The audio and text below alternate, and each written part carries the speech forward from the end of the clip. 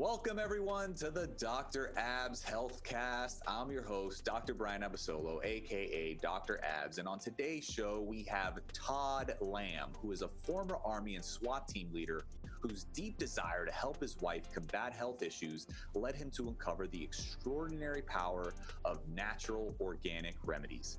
Todd's passion for health evolved into co-founding Pure Life Organics and establishing a mission to impact millions of lives while also creating a healthy planet. Todd made the tough decision to leave his career and guaranteed pension behind to pursue his dream to create as many healthy people as possible. Now, with the support of his small team of passionate individuals, he has helped hundreds of thousands of people improve their health. Pure Life Organics is dedicated to providing the most transformative and powerful natural organic remedies to nourish and promote healthy metabolism and bioresponse through their proprietary superfood-infused teas and natural remedies. Todd's passion for empowering individuals to take control of their own health quickly led to a mission to help improve the health of our planet. The Pure Life Organics team has a commitment to helping reforestation projects around the world through the revolutionary drone seed planting program. I can't wait to hear more about that, as well as Todd's health journey. So let's get on with the interview. Welcome to the show, Todd. How you doing today? I'm really well, Brian. Thank you so much for taking the time to invite me on. I appreciate it. Good, man. Thank you so much for coming on. I appreciate your time. So just want to start off, I start off with all my guests. Obviously, we're living in a new normal with COVID, and you're actually up in Canada. How is, everything going with COVID, and how's your family? How's all your loved ones? Really good. Thank you for asking. I mean, I feel pretty fortunate. I'm on the west coast of Canada. We're on an island. And Victoria, there's about 400,000 people around the island. So it's a very small population and it's not easy to get to. You have to take a ferry to get here or a plane. And so once all of that was locked down, we really had very minimal impact. Obviously, everybody's taking the precautions. So you sound like you're very socially distanced. Yeah. Oh, social, and Canada's very spacious that way. So we feel very fortunate. Nobody I know has suffered from the effects of COVID. So that's nice. My family's healthy, and it's I would say, fairly normal life around here. Obviously, small gatherings. You are standing in lines at places. But largely not impacted the way we see the rest of the world having to navigate this challenge for sure. Gotcha. Well, that's good to hear that you guys are safe and healthy.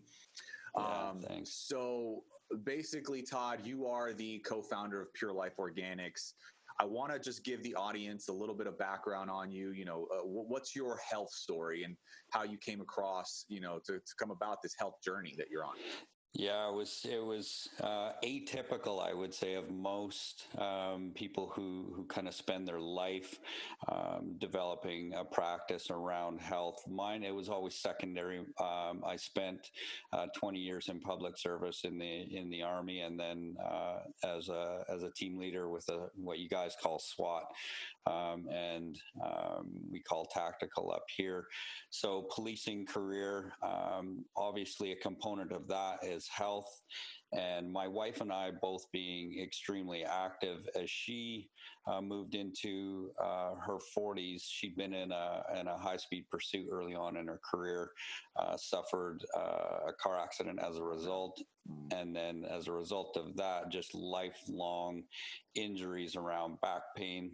And then we decided to finally get her back surgery, because the pain was just so chronic. As dealing with clients who have chronic back pain, it's probably one of the most debilitating problems you can encounter. It affects every aspect of your life. And in our 40s, our metabolisms change, and she started to be able, or started to be unable to exercise as vigorously because of the pain associated with her back. Her metabolism was changing, and ultimately she started to gain weight. And she was, people are like, oh, you just need to eat less. Well, she was down at sometimes to 600-700 calories a day, to try that, even to go to any extreme. But so I really set out on a journey to figure out how we could provide her a mechanism to get healthy again, reduce inflammation, ultimately lose weight, reduce that pain on her back. And so I started to explore a lot of natural remedies, the value of turmeric, the value of ginger, all of these kinds of things, and some of the different types of protocols that were out there around nutrition. And so, as we went through that process, I started to look at how introducing just this very simple morning ritual around this tea that I formulated with turmeric as a base, and then a bunch of other natural ingredients. And oddly enough, it had this very profound impact on her, where ultimately over a period of time, she dropped 45 pounds, and that alleviated a lot of problems with her back. The surgery obviously assisted with that as well. And so I figured, well, if it works for her, let's test it out on a couple other people. And probably the biggest example was a friend of mine who drove a bread truck for a living, and he'd gotten, I don't know if I'd be one around the smell of fresh bread every day and the temptations that would bring. Carb temptation for sure. Totally. Yeah. So we put him on the tea protocol, and he ended up losing 84 pounds. And so this whole thing just spiraled. We had success after success after success. And so I was like, okay, well, now we have to get serious and get this out to the world. And ultimately that led to the creation of Pure Life Organics, and finding these different natural organic remedies in the form of tea, by and large, that can really assist people with optimizing their health. So that's kind of the journey in a nutshell, Brian. That's amazing. Yeah, I mean, I definitely can relate, because I just turned 40 earlier this year, and I deal with people that are involved in car accidents all day, every day. So yeah, I know the type of chronic pain that you're talking about and that your wife went through. I try to heal the body and those types of injuries naturally as much as possible. I got some great, advanced technological equipment. In the hopes of avoiding surgery for my patients. So that's my mission. But I'm glad your wife is in a better place for sure. Now, you speak about on your platform about the 3 pillars of health, and that's sleep, movement, and nutrition. Can you break those down a little bit for my audience? Yeah, absolutely. So what I encourage everybody to do, and where we start with anybody, is we examine how they're doing with their sleep, because it is the foundation of virtually any type of metabolic change that you want to make in your body, your mood, your hormonal profile on a day-to-day basis. And particularly as we age, we see that people are having very disrupted sleep, whether it's due to pain, whether it's due to stress, whether it's due to family commitments, those kinds of things, raising babies, all of those challenges that we face. When that very important phase of restorative sleep is disrupted, it disrupts everything in ways that people can't even comprehend. I'll say, well, how is your nutrition program going? Good. And they'll say, but I'm not losing any weight. And I said, well, let's have a look at your sleep. And their sleep is just chaotic. It just is, they fall asleep, can't stay asleep, or they can't get to sleep. And when they finally do, it's 1, 2, 3, 4 hours. And so we start there as the primary pillar of health. And we developed our Sleep Slim tea to really create a natural solution to at least give people a fighting chance to get to that restorative N3 phase of sleep. And then from there, we have a look at their nutrition, and we certainly don't advocate for one particular style of eating over another. Some work, low carb works for some people.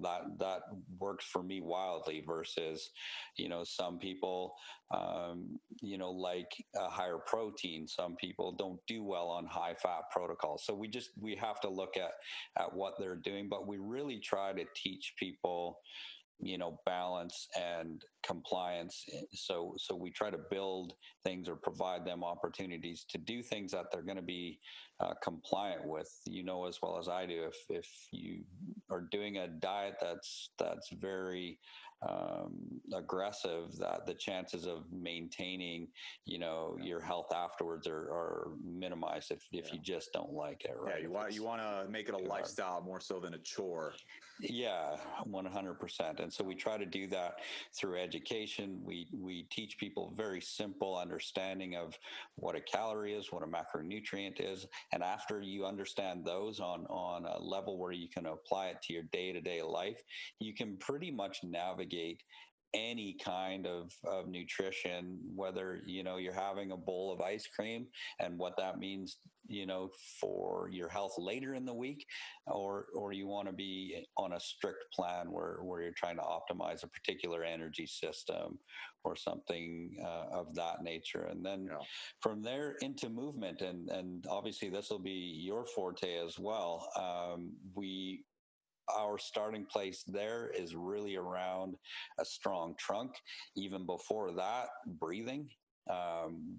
We find most people suffer from what we call shallow breathing syndrome, and that's a well-documented phenomenon where the breath is in the chest rather than the belly, and what the physiological downstream effects are from poor breathing on how you move and how your trunk is stable, and then out from there we can build programs for people easily enough. As you know, it's easy to give people something to do, but they actually have to have the physical literacy to be able to do that thing. Absolutely. Right? So absolutely.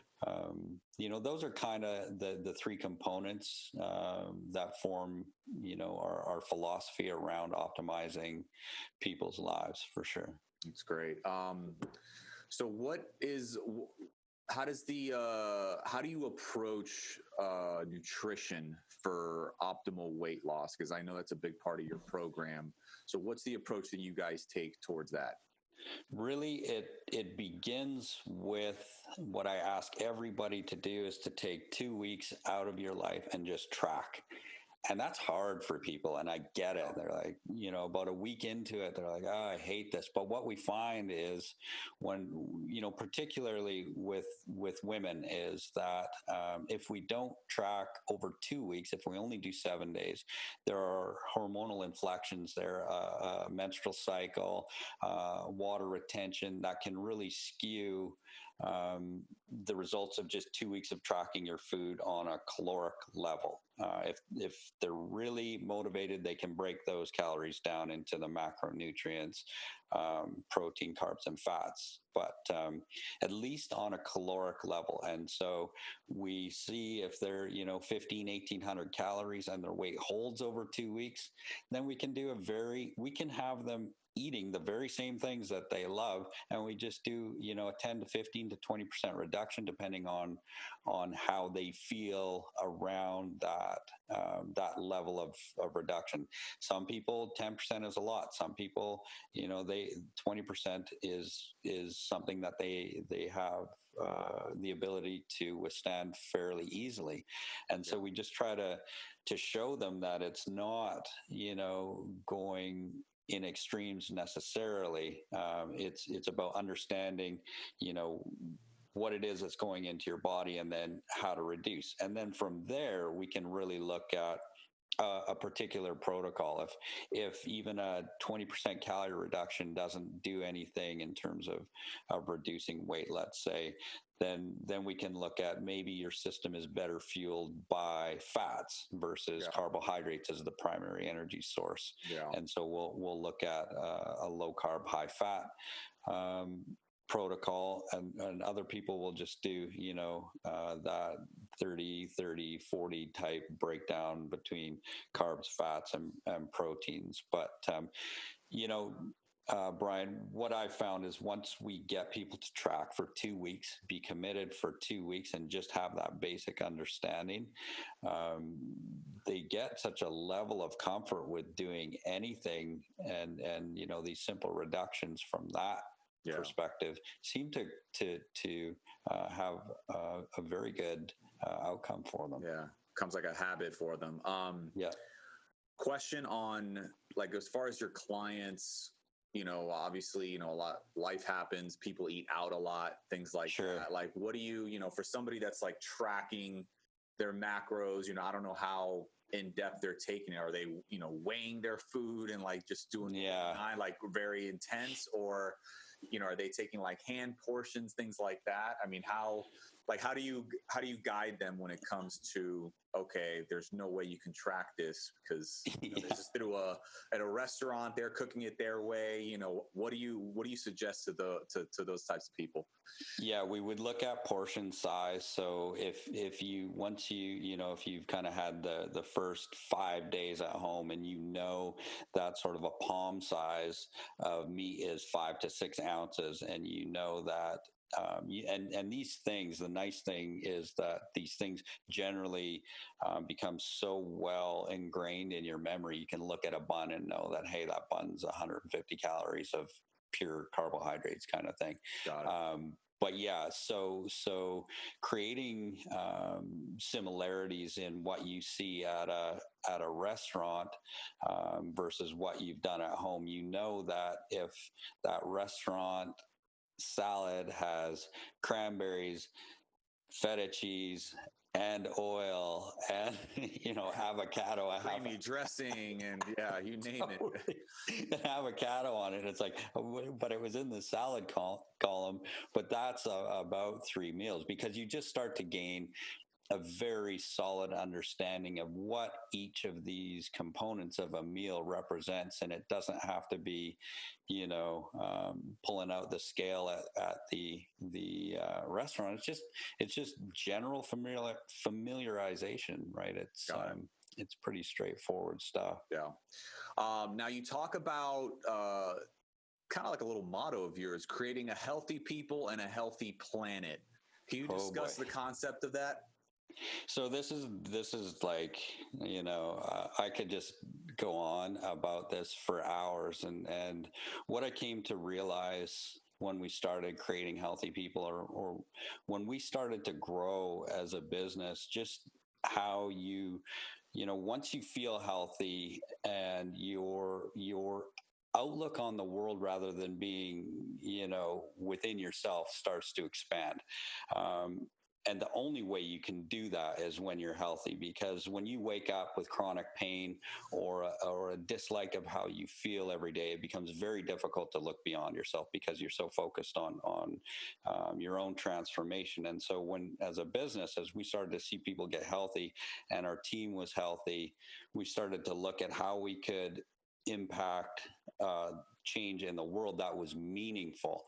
And for me, it had to be something near term, because I'm 49, and so I've only got I'm kind of halfway through it or more, it seems, and so I want to be involved in something that has a near term effect. And without question, reforestation is probably the number one way that we can impact the world in many different parts of the world. I mean, Canada is heavily forested. We rely heavily on the forest industry, and technology has always been on the side of harvesting lumber.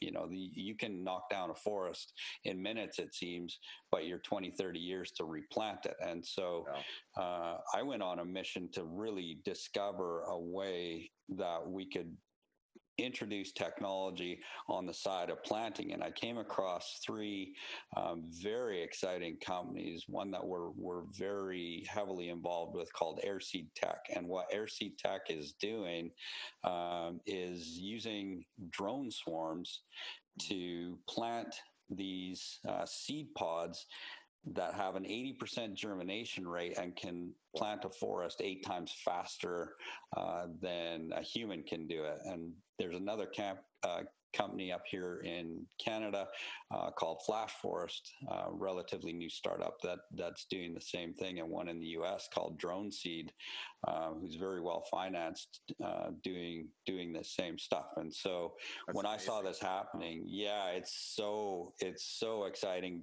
The technology behind it is really in being effective with that seed. And so what we're doing for everybody who is involved in buying products from our company is we plant trees on their behalf, but we do it using this drone technology, and we do it on a level that is going to impact the world near term. So our next project, providing COVID doesn't get in the way, is a 10-hectare plot in New South Wales in Australia. So I'm super excited about that with Airseed Tech.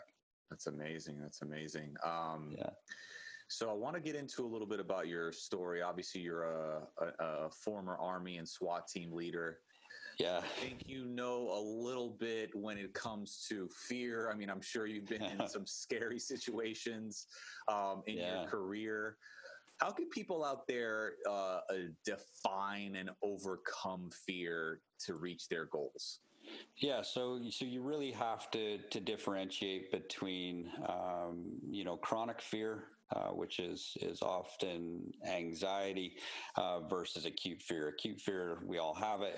It's the lion chasing us, and it's fight or flight type, fight, flight, or freeze really type response. But it's that chronic fear that really keeps people from achieving what could be an extraordinary destiny. And so once we are able, I give people this example all the time. If I can teach a young 22 20 23-year-old guy or girl to go through a door on where we know on the other side of that door that person's armed, they've shown their desire to do violence, but in the absence of us intervening with that person to either rescue the hostage or whatever the scenario at the time might be,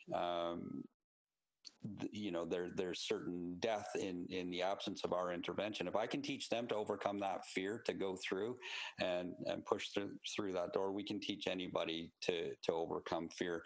It is about repetition. It's about having your mental processes and ideologies and beliefs squared away prior to deploying on that mission, whether you believe in a higher power or not, but just being at one with who you are in that moment in time, and should the worst case scenario happen, that everything will be fine in your absence. But in order to overcome acute fear and anxiety, and it's something as simple as, and I don't meditate, I'm too hyperactive to meditate, I've got my mind spins too much, but I take 5 minutes a day and I just breathe, and I use a process that I call streaming visualization, where I see the outcome. And we all, I think one of the new documentaries on Netflix is The Secret, which talks about manifestation. The difference between what I would suggest and what maybe that suggests is that when you use these techniques, you see the outcome. So if there's something that's creating chronic fear, you run yourself through that scenario, but you also need to run not only through a visual process, but actually feeling what it is to be in the outcome. So shaking that person's hand at the end of that public speaking and hearing the crowd clap, but what does that make you feel like when the crowd is clapping? And so I'll put my headphones in for this 5-minute process, and I'll put on some music that really uplifts me, and I'll think about the outcome, and I will also feel the outcome. So I know already that this has happened. It's just a question of my body in the now sort of catching up to what it's like then, and more often than not it goes that way. And so overcoming fear from going back to these tactical deployments, I would often, if it was a planned mission, I would visualize it from start to end and what it felt like from each aspect of that moment, seeing it and then feeling it as well, and being back in the room, everybody back safe. It's just a simple process of breaking it down, identifying what's at the source of that fear. Is it a do you suffer from imposter syndrome, where you just don't believe in yourself? That voice inside your head saying, why should anybody listen to me? And how you overcome that through these different processes. That's great. No, I love that. You technically put yourself in that situation and you just allow all your senses to take over and basically feel, hear, see, all the positivity, coming your way from that experience. So powerful. It's so powerful. I do not recall anything in my life that has produced results time and time and time again, more so than that 5-minute process every day. That's great. So that's like the first thing you do once you... Yeah. A comfortable chair, good music, and it's specific to you. It doesn't have to be a type of music, but something that just uplifts you, whether it's an opera, whether it's some sort of trance music, chill lounge, who knows, whatever you just love. But when you're in it, you can just be inside your head and see what you're wearing that day, see the smiles on people's faces, but feel, how that makes you feel to accomplish that task or that goal or whatever the activity is. Yeah. And I love that, because I feel like in today's hustle and bustle society, people are always on the move and they don't really take time to, really focus on that self-care. And I think that's a huge part of it, meditate and, really sit down and visualize and, manifest positivity that should be coming your way. So I'm going to try that tomorrow. It's important to give yourself that chance. You've had, your career has been very successful, and you don't get there without at least thinking about it and having it, in your head, in your mind, about how it is, you want your career to unfold and where you take it from here. And the sky really is the limit when you see it and feel it. Yeah, you turn it on its head, because a lot of people think about what could go wrong, but you're over here, putting all your energy towards the positive. Yeah, I love that. So to finish off, I know you have some. What is the key towards having a fantastic day every day? Oh man. So for me, it's, when I really started introducing gratitude into my life, it changed things. Like it really did. In the public service, you're not always exposed to positive mindset. You're not always exposed to the impact that just having a moment of gratefulness for whatever it is. If it's, I don't care what it is, but when my heels hit the ground, I just try to take a moment, first of all, that my eyes open, just grateful for that. And then second of all, that, it can be something simple as what you have that day, and the opportunity to enjoy that day, or your spouse next to you, or your cats or your dogs. Just take that moment to say, man, this is a special life, and the opportunity to be on this planet. It's when you think about it statistically, it's not that high that you would have this opportunity. I know Gary Vee talks about it all the time. Like, as far as you were one sperm and there's, millions and billions of sperm. It's like you basically won the life lottery.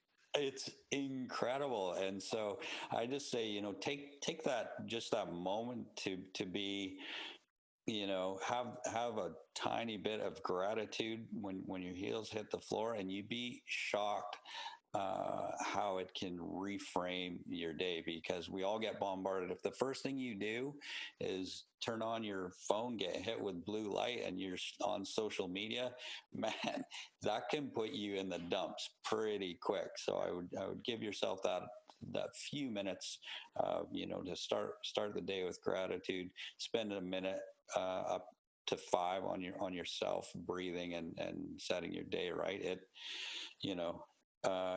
gives you the advantage 9 times out of 10, in my opinion. That's awesome. Well, Todd, that was amazing perspective and insight. And I just want the audience to learn more about Pure Life Organics. Talk about, a little bit about Pure Life Organics, where they can find you, and all the great products you have going on with that. Sure. Well, they can come visit us at purelifeorganics.com. That's where our site is. It's a bit about our story. If you look at our commitments there, which will be changing soon enough to our mission, you can read about what we're doing with trees, and how our goal is to help reforest the world. Have a look. One of the things that I'm most excited about in particular is our Pure Immunity. It's a greens-based product with some very powerful mushrooms. But as I tell everybody, I don't care what this does; it has to taste good. Because I'm not that guy.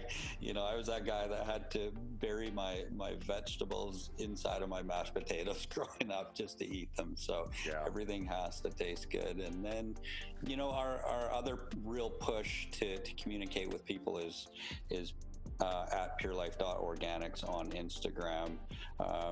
We have our mobility experts, our yoga experts delivering lives and doing videos around mobility and movement and breathing, and some good recipes there daily. That channel is solely designed to deliver value to whoever wants to come see us. Amazing. All right, Todd. Well, I want to thank you once again for coming on and dropping so much insight and knowledge on today's show. And I appreciate you coming on. I appreciate the invite as always, Brian. Thank you so much. All right. Take care. You too.